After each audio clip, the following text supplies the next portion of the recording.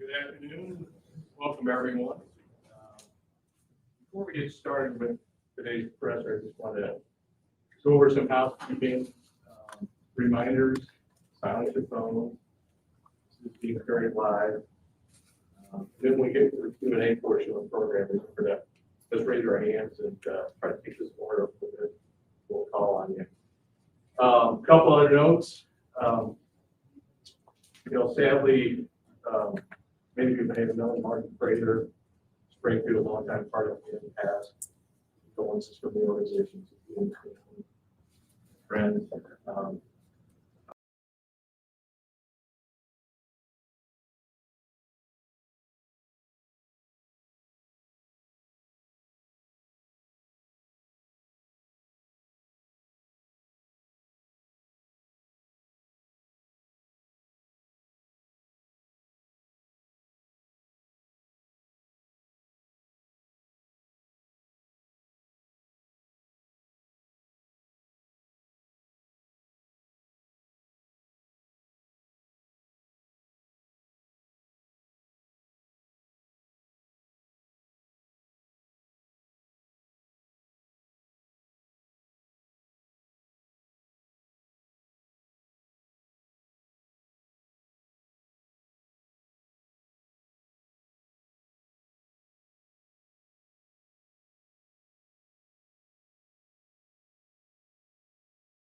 John Mozeliak has been a member of the Cardinals family since 1995.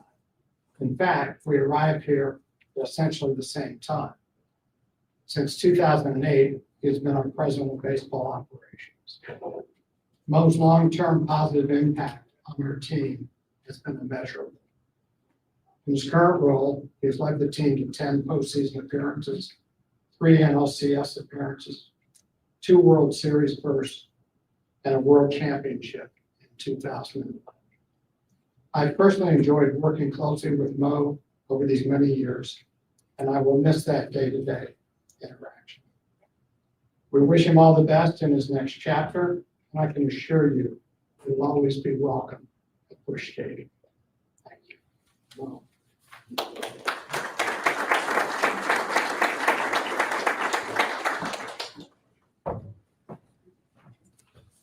Yeah, the day finally came, kids.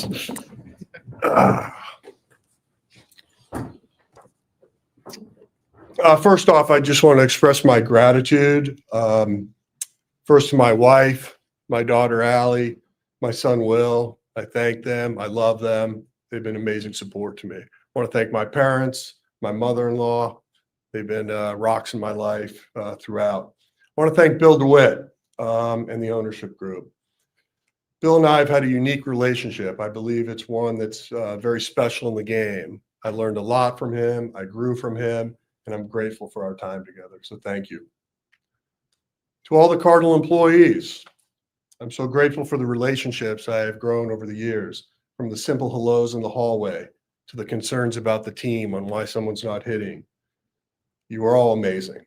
To the baseball operations group, I cannot name you all, but I want to thank you guys for everything. You're amazing. But I do want to name a few. Johnny Vooch, your loyalty and friendship I am forever grateful for. Linda Brower, day in and day out, you are the glue of our operation. Gersh, Moy, Flo, thank you for your dedication and hard work over the years. To Gary LaRock, the late nights, early mornings, but you always answered the phone. To Ollie, the entire coaching staff, the medical staff, the clubhouse staff, I thank you guys for everything you've done. To the players, over the 30 years, made a lot of friends, saw guys come and go, but without them, we're not a baseball team. To Brian Bartow and your team, thank you for all the support over the years. To the writers, yeah, I know you guys probably didn't think this was coming, but to the gentlemen I admired and who passed too soon, Rick Hummel, Joe Strauss, Brian Burwell. To past writers, Bernie Miklas, Jeff Gordon, and Ben Fredrickson. To the current writers, Derek Gould, Lynn Worthy, Ben Hockman, and Daniel Guerrero. And to Katie Wu, John Denton, and Jeff Jones. Relationships with media can be strained, but at times, I hope you all understood or realized that I understood the difficulties of your jobs. Over the years, I do know, or at least I hope, there were more ups and downs, but that most of all, you felt like you were treated professionally and with respect. So I thank you all. To some media personalities, Martin Kilcoyne and Frank Cusimano, thank you guys for the friendship over the years. Special shout out to Jim Hayes, who's been doing this for a long time, but I can honestly tell you, and I speak for both players and staff, we're very grateful for the great job he's done over the years. I've been asked over the past year why step down. And to me, it became simple. I love this job, but I also knew it was time for a change. Trying to reinvent yourself every year can be challenging. The drumbeat was getting louder, candidly real loud, for a new voice, and I heard it. Speaking of change, I do believe it can be a good thing. Having a fresh voice, a different perspective, new ideas will be healthy for the St. Louis Cardinals. What does change mean for the St. Louis Cardinals organization? And above all, what does it mean for our fans? The economic landscape of baseball has continued to shift over the past decade. How you build rosters looks completely different based on your market size. The ability for a small market team to be successful will require the following traits: innovation, never lose sight of your core principles, and remain nimble and flexible in the ever-fluid environment. And finally, I want to wish the new leadership team success. It's been a pleasure working with Chaim and Surf over the past year, and I wish them the best. 30 years is a long time. 18 in the seat is a long time. But it has been an honor and a privilege to do this in this great city of St. Louis. It is a baseball city. It is my home. And I think the future for this city and this team is bright. So thank you. Questions? Jeffrey. Well, as you prepare to just walk outside of here, step outside of this and look at this as an outsider, what's your view of where the organization is today, where you've left it, and what the next is? Well, obviously, when we look back at the past few years, we haven't gotten to where we wanted to, right? I think under Bill DeWitt and that ownership group, we always went into it trying to get to October and hopefully get to the World Series and win. Obviously, there's only one winner every year. I think the past few years, we've had some headwinds. When you think back to just like, the revenues have changed. But overall, I think where the minor league system is, it's in a strong spot. I think we've had a couple strong drafts, which is certainly going to be helpful. I think our international department has done yeoman's work, and I think you'll start to see some of those returns in the future. So, net, I feel like our system's in a pretty good spot. So I would be optimistic. Well, how do you balance your career with all the highs? And then so much of this business is of what have you done for us lately? How do you balance the highs and the lows throughout your career? Well, there are a lot more highs than lows. So I think that makes it easy to balance. But it is a demanding job. And I understood that. When you think about the 30 clubs you can work for, not all are the St. Louis Cardinals and have the history of the St. Louis Cardinals. So, I took a lot of pride in us being successful, took a lot of pride in us trying to be innovative and creative throughout the years. And, did we get it? Were we 100% perfect? No, we made mistakes. We recognize that, but there is something to be said. If you're not making mistakes, you might not be trying. So, overall, when I look back at these last 18 years or the 30 years, I do it with great pride. Sure. Well, piggyback on both of those questions, I know you're familiar with the concept of steward. I'm wondering, Bill mentioned all the things you accomplished. We all know what's happened over the last few years. I wonder in your seat right now, how you look back from where you got the position on Halloween night in 2007 to now, maybe behind the scenes, maybe in different details, how you feel you've left it better for the next person? Well, it's, I'm not up here to pat myself on the back, but I hope that the people I've worked with, that I have had some positive influence on them. And, obviously there's going to be a new regime, there's going to be changes, and there's going to be things done maybe differently than I may have done them, but that doesn't make it right or wrong. But that's the ability to, or the good thing to have that new voice. As I think back at my career and the people you've touched or the people that you were involved in, and there's so many of them, but I feel like when I look back at my career, I hope the impact I made on them was something positive and lasting. Well, prior to the season starting, you made it very clear that the priority of this season was to hopefully answer questions going into years to come, especially with this current roster. Do you feel that you've accomplished that? And if so, what was answered? Yeah, probably not as clearly as we'd hoped, right? I think some players we were hoping to learn a little bit more about, but in the end, I think that's the challenge of this offseason and what really lies ahead in the future. And I don't want to get into what I think each player needs to do. I think that's Chaim and his team, and Ollie have to decide what that looks like. But I do think the one takeaway I do have on this year was a lot of those younger players learned a lot. They had a drink from the fire hose. Maybe they didn't make the right adjustments or the adjustments soon enough, but hopefully they grow from that. When you get an opportunity to play every day, the goal is, can you produce? Can you post? And if you can do those two things, you can be in this game a long time. But if you're not doing those two things, things can be difficult for you. And I think our players learned a lot from that this year.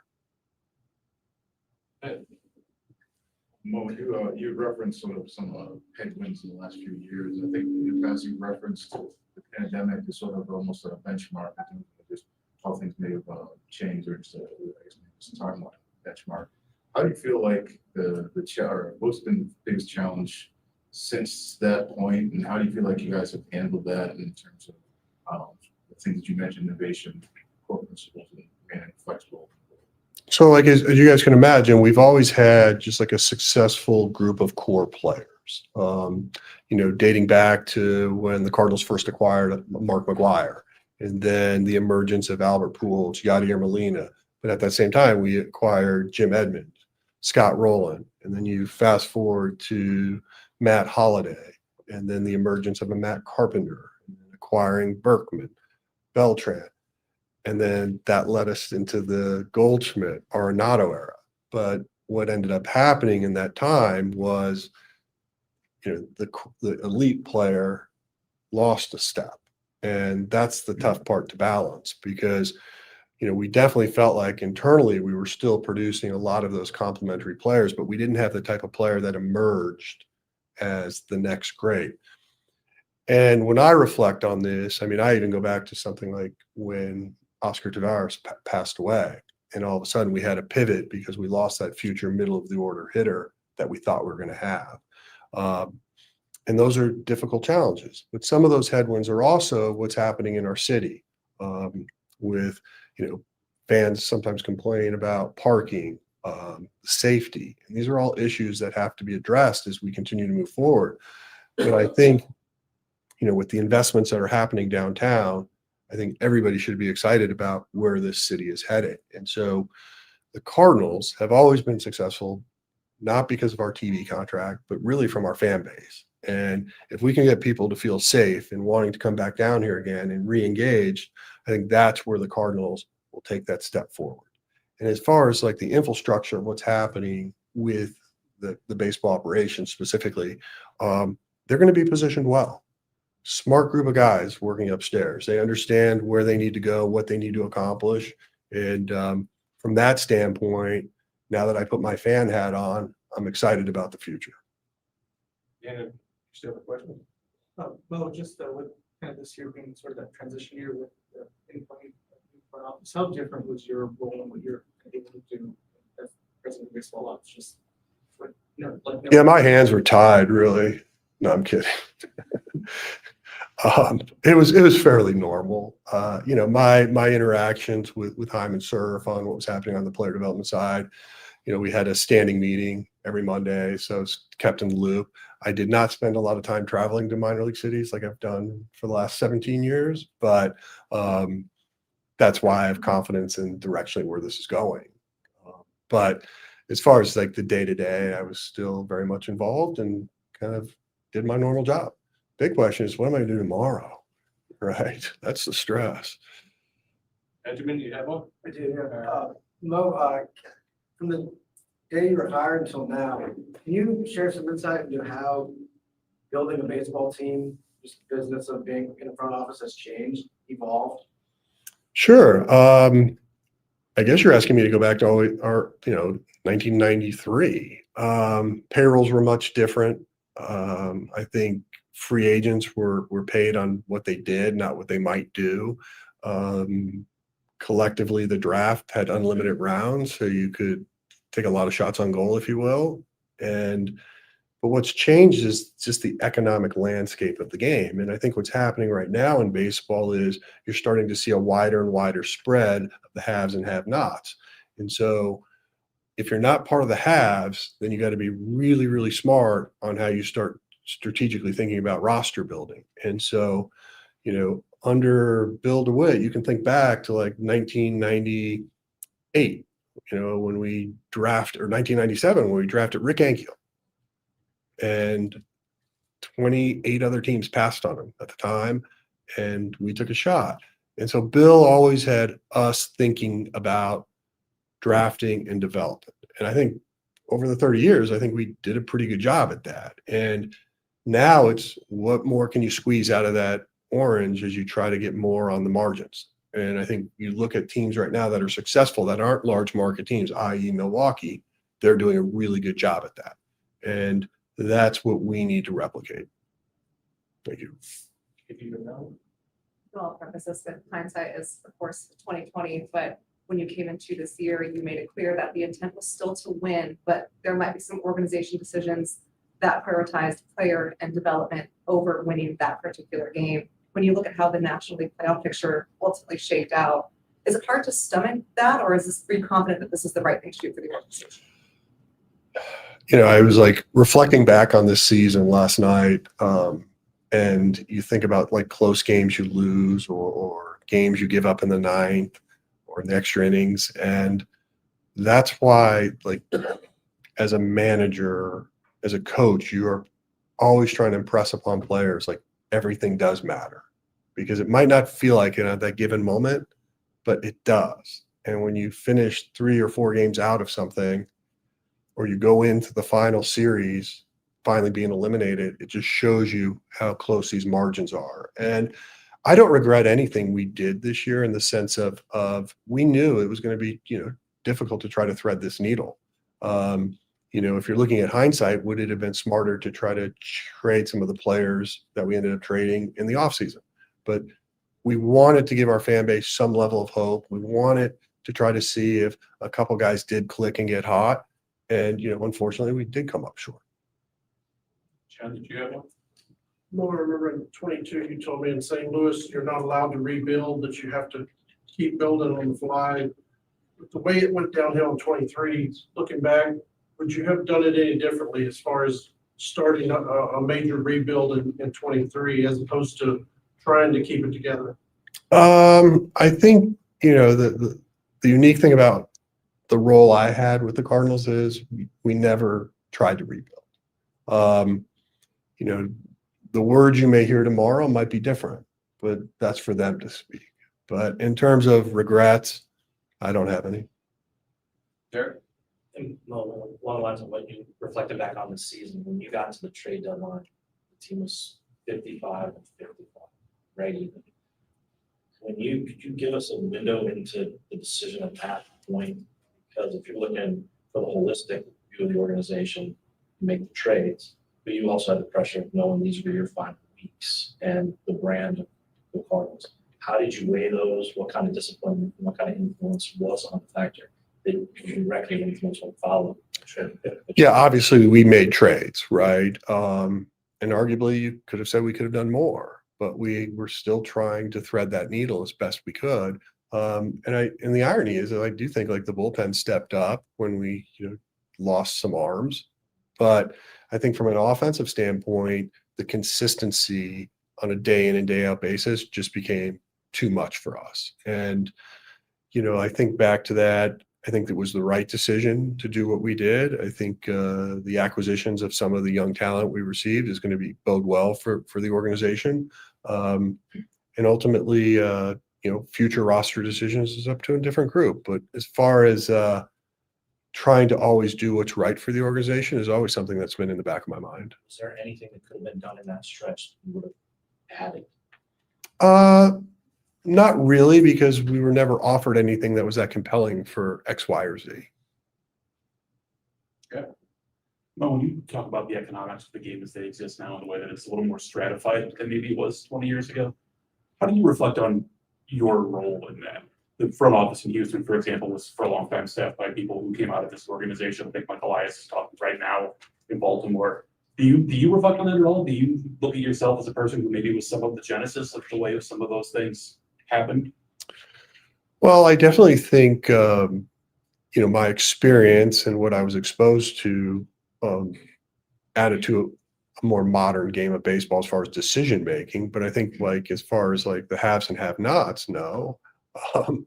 We've always tried to figure out a way to just keep up. And, that's always been the challenge and it'll be challenges in the future as well. But as far as like some of the people I worked with along the way, I mean, those are all really smart people and, creative and innovative, and now they're running other teams.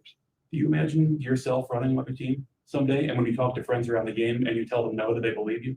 To answer your question, I don't envision myself doing that. Have some connection to the game at some point, possibly, but I do think for the next couple months, I'd really like to just catch my breath and step away. Brendan? Well, you mentioned the notion of maybe could have even gone a little bit further, done more around the trade deadline. How much of the decision process this season was with a pretty heavy mindset on not wanting to make long range implication type of decisions? You've mentioned a number of times, like, well, that's sort of for the next group to determine. How much did that play into potentially even going back to the offseason in the way that you guys wanted to handle roster decisions this year? It was something in the back of my mind, but again, if we thought there was a right play to do something, we would have done it. But it was just not enough. It wasn't compelling enough to say yes to. All right, any last questions for Mo? Last time. What are you doing tomorrow? Nothing. Do you know what you're considering in the next few months? I mean, do you have an idea in place? There's some projects still to be finished around here. Do you see any of those to completion? I don't know, but I don't think so. We'll see. Mo, on behalf of this entire group, thank you. We wish you well. And a very distinguished and long, and you gave us a lot of memories. So thank you. Well, thank you. Appreciate you guys. Cheers.